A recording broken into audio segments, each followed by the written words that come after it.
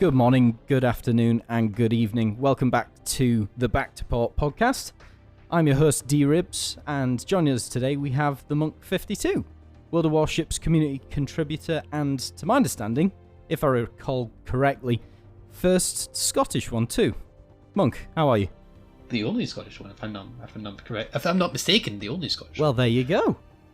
There's already a call to fame. And that's going to link in later when we start talking about the questions. But yeah, how are you? You okay? I'm all right. How are you? I am very well, thank you. Looking forward to this. Good. It's quite a different scene to what we would usually do on the live stages, but it's more personal. It gets to know you more. It helps the audience understand you in more of a personal way. And they can also listen to you going to work, so that's another plus. So, obviously, thank you for coming onto the podcast. I know we've been trying to nail you down for... Thank you for having me. We've been trying to nail you down for a bit of time, so I hear. But... Yeah, it's hard to catch, you know. Well, this is it. You're super busy. You're pushing out a lot of content. What have you been up to recently? Well, I've been... funny enough, as soon as I became community contributor, I landed myself an actual... other job in my engineering, and I've been quite busy back and forth. It's just been pretty hectic. It's the only reason I've managed to find some time to get all this set up and sorted, and I've really had to devote a bit more time to the YouTube because it's really difficult to the more effort you put into YouTube, the more you get out of it, and it becomes quite taxing if you're doing too many things at once. So you got to really plan your time a lot better when you're doing YouTube full time. Or at least I'm not doing full time. It's still part time for me, but it's an interesting experience. Definitely doing a lot more YouTube. I completely get that. I mean, I tried it. I do not have the mental capacity to do it. It's very time intensive. A lot of people don't understand that from the outside. It takes you a long time to create your videos. It takes you a long time to get everything together and make sure that you've got all your facts straight. Because obviously you're portraying, someone who knows quite a bit about the game. Yeah. So I'm more of an educational channel than other CCs are. I mean, you can still learn from watching replays and reviews and so forth, even if the guy's talking, even if the content creator's talking about something else. But I try and focus as much as possible on the educational side, so I need to be spot on with the facts most of the time. Hopefully, I'll get some things wrong there and then, but it's mostly cosmetic stuff. Anything major, and if it is major, I'll have to re-go over it again. You're talking for like half an hour or God knows how long when you're recording things, and you have to listen to yourself, and sometimes that's not right, hold on, let's cancel that, let's cut that, and it just seems like a voiceover over a video, but it's a little bit more than that. It does entail a lot of different stuff. It changes. It really is different for each video. Some videos are easier than others, that's for sure. I think that this will link in slightly to your general life. As you just said, you are an engineer by trade. Maybe you can tell us a bit more about that? Well, I've got a degree in electrical power engineering, and I'm in the process of working towards a full-on job in the power industry. Current engineering post is not in the power industry. I'm still working towards that. I'm still building my way up on my engineering experience, but it's a work in progress, and that's something I'm trying to do. So yeah, I've always interested myself in renewable power. It's what I like to do. Interesting, making the world a better place. Maybe design a new renewable system, or just help contribute to a renewable project that's going on.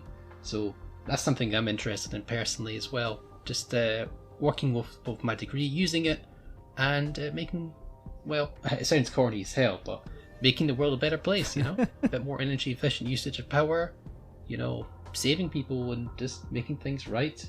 And I don't know. You are right. Yeah, that sounds corny as hell. That did sound super corny. Yeah, you are completely correct. It does sound corny. God, but it's fine. Everyone's got to see the every aspect of you. That's why you're here. That's why you're a community contributor, so that you can open up to people and hopefully they don't react in a weird way. So we have quite a lot of questions that we've got to go through, because there's been quite a lot of community questions from some people who are your friends, or supposedly your friends. We also have... We'll have to see. we also have our community, the Back to Port server community questions, and also I've compiled a bit as well, which will hopefully give us a bit more of an insight of how you are specifically in this game. So my first question is, why World of Warships? Yeah, so I was introduced to World of Warships from watching jingles, and I'm pretty sure a lot of people were as well. And I quite enjoy strategy-based games, and that's my sort of forte. I like figuring things out, sorting how things tick, and seeing how you can use that and work things out. Similar to engineering, break something apart, figure out how it works, and then use it, and so forth. And my original plan was not to be a community contributor. It was just to play the game and see. And I really noticed we had Legends coming up in the console version, and I couldn't wait to get started with it, really. And as I played it and so forth, I saw the current YouTubers doing their content, and I didn't think it was the content that would have helped me. I feel I had to learn a different way, and I don't feel the content they had provided was what I would like to cover, and what I would like to have learned back then, as, because as you learn through the game. And I feel I could have done that a different way. So I've done my take on helping to educate people in the game, help them develop and grow their techniques, and improve their experience. Yeah. Really, I mean, I've noticed that. And, I've noticed that quite a bit recently. I mean, you have put out quite a lot of videos. Do you know the number? There's quite a few. It's around in total over the course of your 8-year history. I think it's around 400 now. Well, before that, I did cover GTA, and that was a couple of videos, quite a few videos on that, and that was more of a clan thing. I covered. I was back on GTA. I had a full-on clan, and I covered clan wars and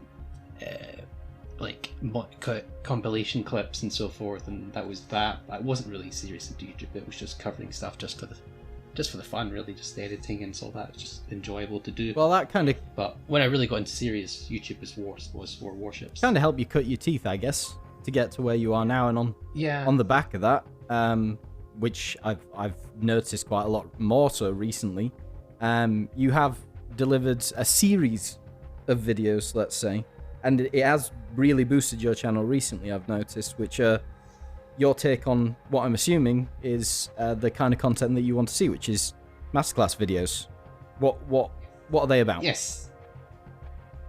So masterclass videos are detailed guides on how I'd recommend a certain ship could be played. Again, I say kind of could be played. I can always say you should play it like this, but you can play it whatever way you want. But I'm going to go over, regardless if you think whatever way I play is incorrect or so forth. I'll showcase the ship's weaknesses and the ship's strengths. So this boat is really good at kiting, it's really bad, it's really got a long reload, or something like this, and I'd showcase that in the game that I'm showing you, and I try and pick a game where the ship's strengths are shown to its best capability, not just because I did well in it or the team won. It could even be a loss.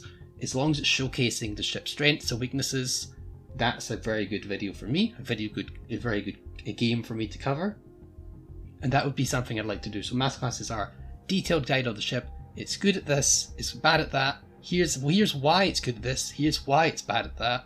Giving the facts, giving the evidence, statement evidence analysis, full, detailed guide as much as possible without being too boring. Again, you can try, but try leaving nothing of it out, because a lot of people just skip that part and they just go straight to the game, they cover the game. And, any good player can make a good ship work. It's all about showcasing what is wrong, what's good with it, what's wrong with it, and then, you can make up the mind yourself after I've given you the options. And the builds I do as well.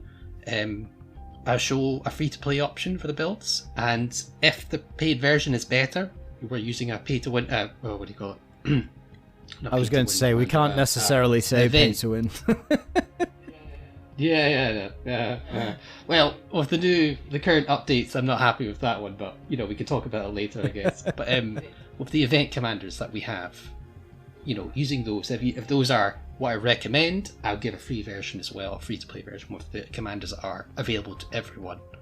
So, giving those options there is really what I'd like to do. And at the end of the day, you can decide for yourself. This is it. I mean, it's quite useful, especially to grow the community. And that's, I'm sure, your intention, not just necessarily benefiting yourself as a community contributor, but benefiting the wider range. And that is really quite helpful. I mean, for the newer viewers, let's say, newer people who will come and watch you, maybe listen to this and come and see your YouTube channel and see what you're doing. Is there anything upcoming that might be of interest to multiple people, for example, in masterclass videos?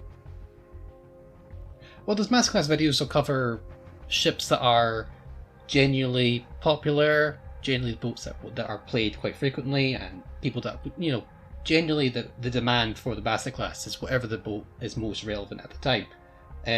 As things progress, people leaving comments, just generally interaction and feedback. If you have a ship that needs covered and you're not sure how to play it, if not already covered it, just post it up and I might get to work on it. I might get, say you need help with the Omaha, I can know where I go. Post a comment to say, hey Monk, would you mind covering the Omaha? I'll just get in the boat, see what I can do, learn as much as I can about it, and then get it going. And I'm not just going to do day one, that'll be it, covered. I take my time with these videos, and you got to make sure that I know what I'm talking about. And you're playing more than one game, you're playing quite a handful of games to make sure that the boat is what I'm saying it is, and not just a random game, And as well, I'm covering these relatively newish kind of series after action reviews where I'm going over someone's game and I'm just giving them tips and say what they've done right and what they've done wrong. Because it's very easy to criticize someone, but it's always very hard to say they're doing this right, and they're doing this wrong, and what I recommend you could do to improve. And it's not easy promoting, uploading a video or a game where you're not doing the best, but I think I'd like to create an environment where it's perfectly fine to do that, and you can just learn from it. Because anyone who's willing to learn is a very good player in my mind. Because the more you learn, the stronger you'll get at the game, and you just improve more and more and more, and then you'll be at that point where you're comfortable playing about any boat in the game. Really. Good. Well, that's good to know. I mean, there is something that I've been pondering for a while after looking at a lot of your content. I've seen you doing certain things with certain people, let's say. But my next question is leading to who your favorite people are to play with currently in the current state of the game. But obviously, with the new crossplay mechanic, is that going to change who you decide to play with or prefer to play with? Well, I play with some old friends who I've played with since the game started, such as Medieval, and I've made some friends along the way, such as Callisto and Blaymeister, Rambo, and even the people like Zarkud and Spotted Gecko and so forth, and Hive. I've played with pretty much everyone from the PS side, from small YouTubers to the big people that I've mentioned before, and even with some random folk at times as well. I'm quite diverse in who I play with. I almost play with anyone. At the end of the day, I quite enjoy playing with people who have a similar playstyle to me, who like to play relatively aggressive but still playing smart. Excuse me. And then simply just friendly people and nice people generally. And with crossplay, we've got the Xbox side, so you've got Aaron, we've got Blaymeister, and you've got tons of other options as well. You've got tons of other people. I've played with Chalky from the Xbox side, you've got Excudio from Blake's Xbox side. There's tons of options really, and it's just opened up a whole new kettle of fish, shall I say, and it's quite interesting. I'm actually really happy about crossplay. So you have a lot of favourite people there. Well, it's a lot of people, I'm more than happy to play with almost anyone. Okay, so you cast your net wide, which is fantastic. Plus, it gives you the opportunity of connecting with more people in a different way, expanding to different crowds, and doing everything. So yeah, no, I completely agree with that. Well, I'm a community contributor. I got to contribute, I'm going to be part of the community as well. So well, there's a lot out there that don't necessarily intermingle. Let's say that just create the videos, tell you the information, but it is a marketing exercise to do all of this. I mean, you're playing the game anyway. Why not play it and have fun with other people whilst you're playing it. It just makes sense. Well, if you're doing that, you're learning as well. You're learning things from other people as well. I'm not the oracle. I don't know absolutely everything about the game. I know a fair amount. You know, whether I'm proud of the much I know that's a whole different story. But I know a fair amount about the game. You'd pick me a ship, I can probably tell you its characteristics then and there. But you know, when you're playing with other people, you pick up new things and you always start learning. It's always a learning curve. You never stop learning, especially with this game. It's such a diverse and such a detailed game when you look into it. You know, on the surface it's nice and simple, and it just, as soon as you start opening it up, it just becomes, you know, more complex as it goes on. It's absolutely crazy, actually. The one thing I don't know, and the one thing I want to know the most, and I'm sure there are many other people out there that are in exactly the same position, and I'm sure you know what I'm going to ask as well. Yeah. What's with the owl? Oh, I thought it was the other question. Okay. Oh wait, there's another. Okay. Oh, that's not the most answered question. That's not the most asked one. I'll tell you that. All right. Owls symbolise knowledge and wisdom, alright? And I like to think that's what I'm trying to provide in the videos. You know, the more you know about a ship, the easier it is to beat or exploit its strengths. You know? The saying knowledge is power is 100% true, and I'd like to try and use some of that symbolism for the channel I've got. And simple fact that owls are just awesome creatures, you know? They're pretty cool. You see, I thought you were going to say because they always have a level head. Well, that's another one as well. There we go. He's answering my own question. I just thought about that now. I didn't write that down. I just ripped that. I mean, they can also turn their head, you know? Like, yes. It's like, is it 90 degrees or something? No, it's not. It's like 60 or something. It's like every degree. Have you ever seen owl swinging before? Owl swinging? No. Well, you need to look into that, because that is something else. Anyway, we'll get back to what we're supposed to be doing. So there is obviously a large amount of this game that is yet to come, and if PC has shown us anything, there is quite a roadmap ahead. What would be your favorite or potentially most look forward to thing about what is yet to come, or what would you want to see the most, even if it doesn't exist yet? Well, on the PC version, it's been a pretty fleshed out game, and the Legends version is still quite newish. You know, we're still quite new in comparison to the PC version. So, it's this for me. It's too much of there's so much in the PC version that's not been on Legends, and I'm trying to think. When I think about this sort of stuff, I think about on the Legends term from World of Warship's Legends perspective. So, for us, what I'd like for us is more diversity in Legendary tier. Simple as that. We need more ships in Legendary tier for it to be a bit more interesting, more diverse, and generally more fun. Because, you know, before we had tons of just battleships in Legendary tier, and it's just sitting there. You're bowing angled, I'm bowing angled, it's just shooting, you know, and whoever pushes it first dies. So the fact that we brought the Minotaur in has really helped the gameplay quite a bit, and more ships is coming in, like the Colbert is potentially coming as well. We got the Montana just introduced as well. All these new legendary boats and stuff like that is really what's quite interesting at the minute. Clan battles would be amazing. In terms of new ships, like PC has like tier 11 ships now, super ships as they've called them. I wonder how they're going to get introduced to Legends at some point. What's going to happen there? I would like the Shikishima. That's a very interesting boat as well. The 510mm Yamato variant with less guns and a bit more a different secondary suite in AA. That would be an interesting boat to come to Legends. You know, you could, because of our commander system, you could buff these guns even more so and bring them over to really high alpha strikes and so forth. That would be a very interesting boat to cover and very interesting boat to use, and generally just more interesting boats to see, and so I can dive in and see how it works, and then, you know, hopefully showcase it as much as I can. Okay, so you have basically said there you want to see the game transition into being a bit more than it currently is, into being what is effectively an overpen simulator. Is that right? In terms of the Shikishima, potentially, but there's other ships as well, not just the very big, large caliber battleships. There's what do you call it? There's the new Italian DD line that's on PC. I'd like to see what would happen there. There's the Kremlin, and well, a lot of discussion on that one. There's the semi-armor piercing cruisers for the SAP shells for the Italian cruisers when that's coming. There's clan battles, King of the Sea sort of stuff. Our variant of it would be nice. And yeah, there's all sorts of interesting things as well.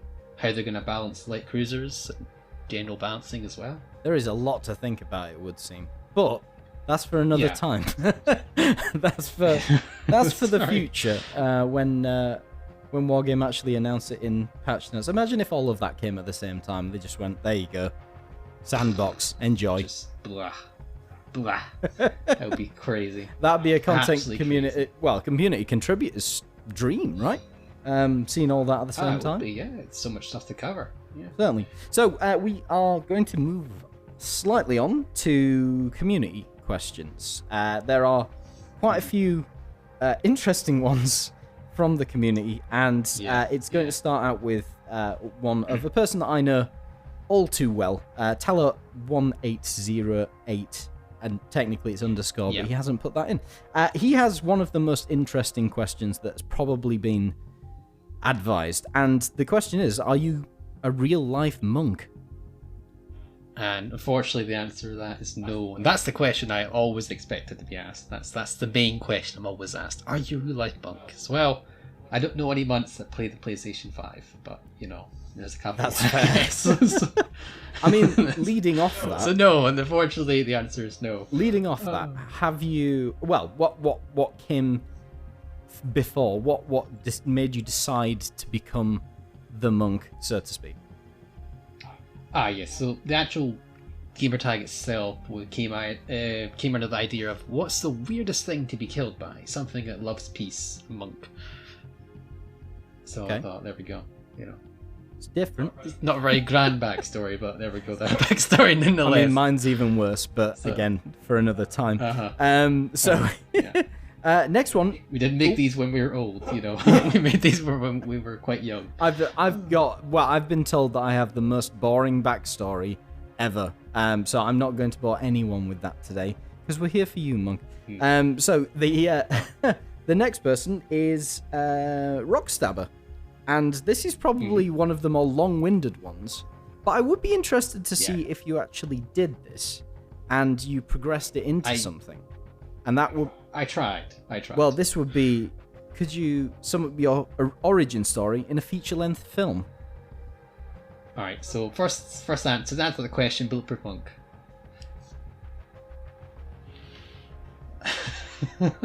No.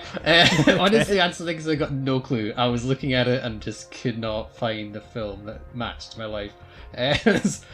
Honestly, I'd say it's me discovering warships as a relatively new player, learning all I can, reaching a point where I can feel comfortable helping others, improving everyone's experience hopefully, and make it more enjoyable to have a close, make it more enjoyable to everyone, because I don't like games where it's completely one-sided, win or loss. I like a close game. Even if I'm losing the close game, it's still an interesting game. I like close games. I like when the enemy team has, they're fighting, as well. It's not just a one-sided just absolute destruction of the enemy team or one-sided loss. It's never that fun. It's more fun when you have a back and forth. So yeah, just I've been working to get a CC for was that a year now? Nearly a year. I was on and off a little bit, but I was pretty much devoted. I reached a certain point. I was just devoted because to get CC and help me with my videos really, because obviously having the ships available to you.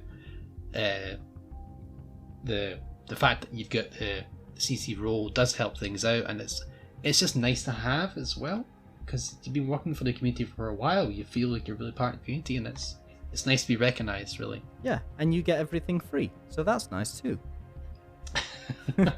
Not everything, but not everything, yes, but there's a fair amount. They give you everything that you need to make sure that you are promoting that product and promoting yourself as well, because ultimately it's a relationship between you. It isn't a a one-sided event as many have seen it.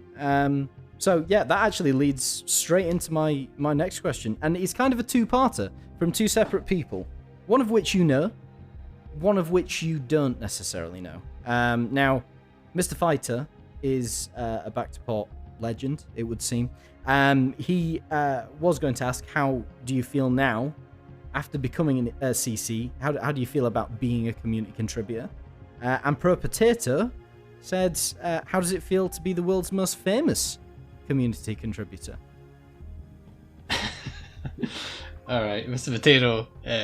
Obviously, I'm not the most famous community contributor, but I appreciate the thought, and it's lovely to see.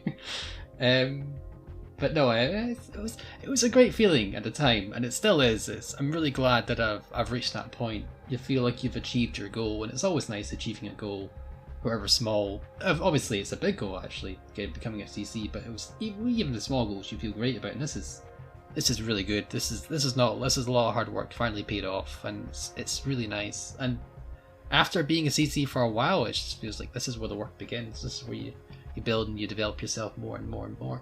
You have the tools now, get to work, sort of thing. You know, this is it. That's what I've been doing with it. This is it. I mean, I couldn't do that role. It's very time intensive. It involves a lot of commitment. And there's so much that you will do behind the scenes where people will not even see.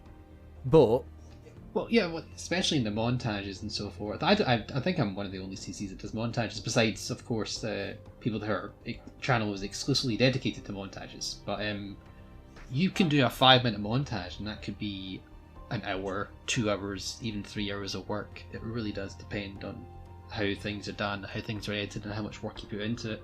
As I said before, YouTube in general, the more you put into it, the more you get back, and it's all about, can you keep up with that commitment? Can you keep going after all that time? Because it's not easy, and people will give up on YouTube, and they won't succeed. And some people will keep pushing on, and they'll get there. So if you're looking to reach that CC goal, you need to keep going. You need to keep pushing and try and improve yourself constantly. At least that's what I'm trying to do. That's sound advice for anyone who is aspiring to be a community contributor. But there is one thing that you missed out on when you were talking about the montages, and it's the actual content. You have got to do a lot to get just those small clips so you can allow for those montages, right? Oh yeah.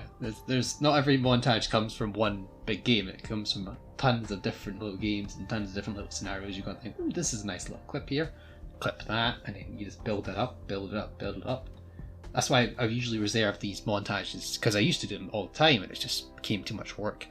And I've reached that point where I'm reserving them for milestones. So I did it on 1,000. I did it on like 800 or 700, 500. So next milestone will be, I think it'll be 1,500 or 2,000. So whenever that happens, I'll have to get to work, and it will be crazy work. But I've got a breather room. I've got some breathing room, so that's perfectly fine for me. I'm sure it will be well worth it. Now, one of your friends, you've already advised of him today, and he has the very last question that we've got for your cast, and it's probably the most controversial, I've got to say.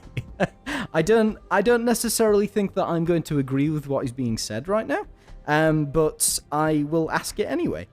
If an owl and a chicken had a fight, who would win, and why would it be a chicken? Okay, it would be the owl, okay, because chicken would lose. Simple as that, okay. But I don't see why these two avian birds, would even fight. Well, there's a certain type of fight, which can't be named, which chickens are quite heavily involved with. I'm not part of that. They get given weapons. I appreciate owls have talons. I understand. That they are birds of chickens prey. Can't fly. But we're the birds of prey. Chickens can be violent, and that is what we're going to take away from this. So nothing of the podcast. Chickens can be violent. There we go. Exactly.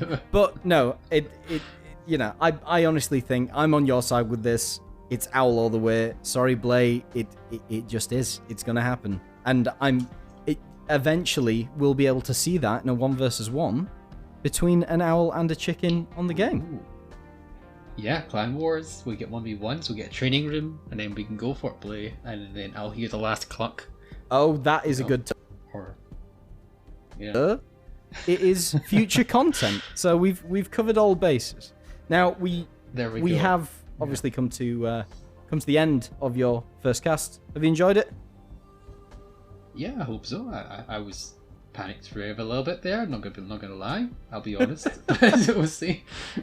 It's all right to be a bit nervous in this kind of scenario. I appreciate it. It's the first time for everything is always the hardest, but you'll be able to come back and enjoy it, and maybe even get involved in a live stage. You never know. Well, yeah, I think I've participated in a couple of live stages before, and hopefully it was being positive the entire time as well. Yes, again, it's just I like to. You came on as a guest, okay? You need to come on as the feature. Yes, well, we'll do that as well, hopefully.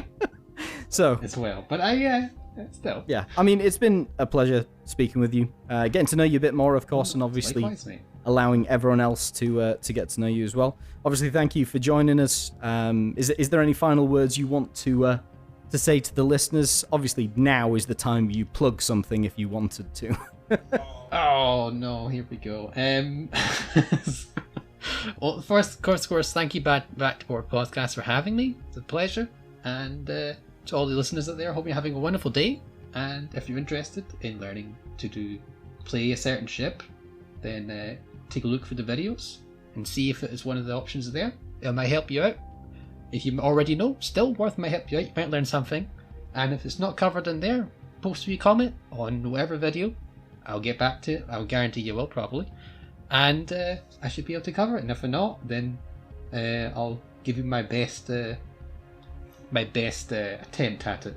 But a ship I've not even played, I can still do it relatively at this point. I've reached that point where I can pretty much analyze the ship without even playing it. Yes. But yeah, I'm right there with you. But I would prefer to watch you do it because I can't be bothered. At the end of this, we like to say thank you to the people that support our channel as well, obviously, to allow us to create this content. So special thanks to all of our Patreons at Back to Port, which is MyschicK, Demon. I'm gonna say VII because I don't think that Seven's right. I'm gonna call it VII. richeesyboi, Rider of Black, 7Rottendays. All of you guys are heroes. You help us create the kind of content that's ad-free and allows us to deliver these kind of casts unimpeded, which is fantastic. So you can actually hear Monk's voice without being, talked over by me or... Hopefully that's a good thing. Yes. By me or advertisements. And obviously, if you want to become a Patreon and have access to exclusive content, such as behind-the-scenes content and much more, visit www.patreon.com/backtoport. Also, come see us at Discord on www.discord.com/backtoport. Obviously, thank you all for stopping by, and we'll see you in the next one.